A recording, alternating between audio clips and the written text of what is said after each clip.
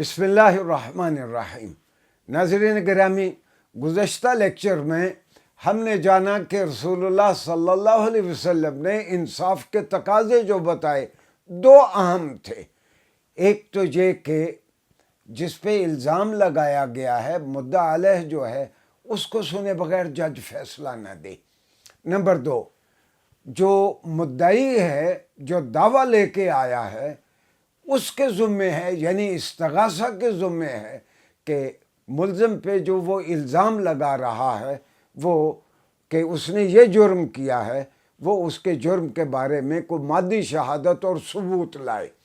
تب کسی کے خلاف فیصلہ دیا جا سکتا ہے۔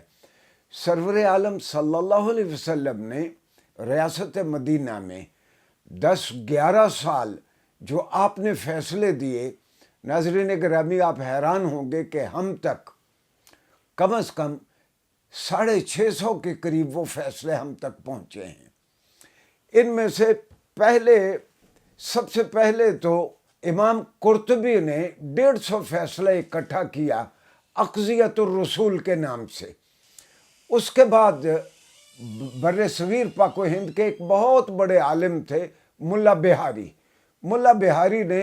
ان 150 فیصلوں کے علاوہ 350 فیصلے انہوں نے رسول اللہ صلی اللہ علیہ وسلم کے فیصلے جو آپ نے بطور جج آف دا کورٹ دیوانی اور فوجداری مقدمات میں آپ نے فیصلے صادر فرمائے، وہ انہوں نے فیصلے لکھے۔ ایک اور شخص ہیں مسلم اسپین کے، ان کا نام ہے ابنۃ اللہ الاندلسی۔ اقضیت الرسول کے نام سے انہوں نے 650 سے زیادہ فیصلے انہوں نے اکٹھے لکھے۔ ظاہر ہے کہ اس میں یہ قرطبی کے فیصلے اور ملا بہاری کے فیصلے بھی اس میں شامل ہیں۔ اچھی خبر یہ ہے کہ یہ جو دیوانی اور فوجداری کیسز میں رسول اللہ صلی اللہ علیہ وسلم نے فیصلے دیے، ایک بہت بڑے آدمی ہیں، ہندو کے گھر پیدا ہوئے، ڈاکٹر ضیاء الرحمن اعظمی، ہندوستان میں۔ بت پرستی سے بچپن سے ان کو نفرت تھی، انہوں نے عربی پڑھی اور مدینہ یونیورسٹی میں جا کے انہوں نے پھر پڑھانا شروع کر دیا، اور چلتے چلتے فیکلٹی آف لا کے وہ وہاں ڈین ہو گئے۔ انہوں نے ابنۃ اللہ الاندلسی کی یہ رسول اللہ صلی اللہ علیہ وسلم کے فیصلے کے نام سے ان کی کتاب کو ایڈٹ بھی کیا، اور اس کتاب کا انہوں نے اردو ترجمہ بھی کر دیا جو یہاں لاہور سے، پاکستان سے اردو ترجمہ چھپ گیا۔ ان کے علاوہ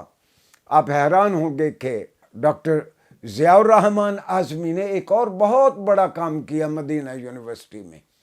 مدینہ یونیورسٹی میں انہوں نے اپنے کچھ طالب علم تیار کیا، اور ایک طالب علم کو انہوں نے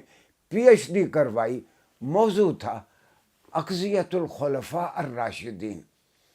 چاروں خلفاء راشدین، سیدنا ابو بکر، سیدنا عمر، سیدنا عثمان، سیدنا علی کرم اللہ وجہ الکریم رضی اللہ عنہم، ان چاروں خلفاء راشدین کے انہوں نے فیصلے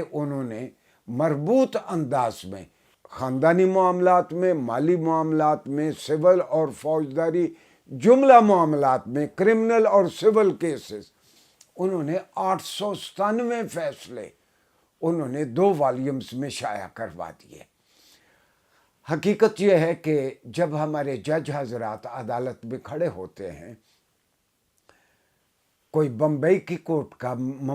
کورٹ کا کوئی فیصلہ پیش کرتا ہے، کراچی کی عدالت عالیہ کا، لندن کا فیصلہ، یہ اپیکس کورٹس میں، بڑی عدالتوں میں ہمارے وکلاء جا کے نظیر کے طور پر کہ ایسے ہی معاملات میں فلاں جج نے یہ فیصلہ دیا تھا، تو جج کی رہنمائی کے لیے یہ فیصلے پیش کیے جاتے ہیں۔ اگر پاکستان کو ریاست مدینہ بنانا ہے، بہترین طریقہ یہ ہوگا کہ رسول اللہ صلی اللہ علیہ وسلم کے اور خلفاء راشدین کے یہ کم و بیش 1300-1400 فیصلے جو ہمارے پاس ہیں،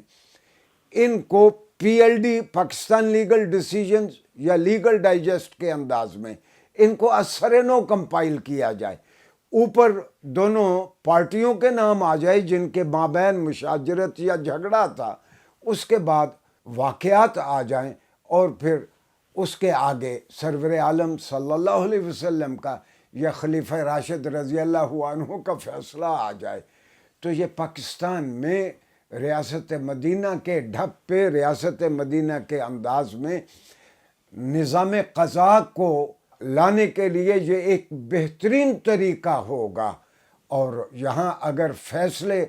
ریاست مدینہ کے انداز میں ہونا شروع ہو جائیں اور ان کی نظیر پہ یہاں فیصلے ہونے لگیں تو پھر پاکستان انشاءاللہ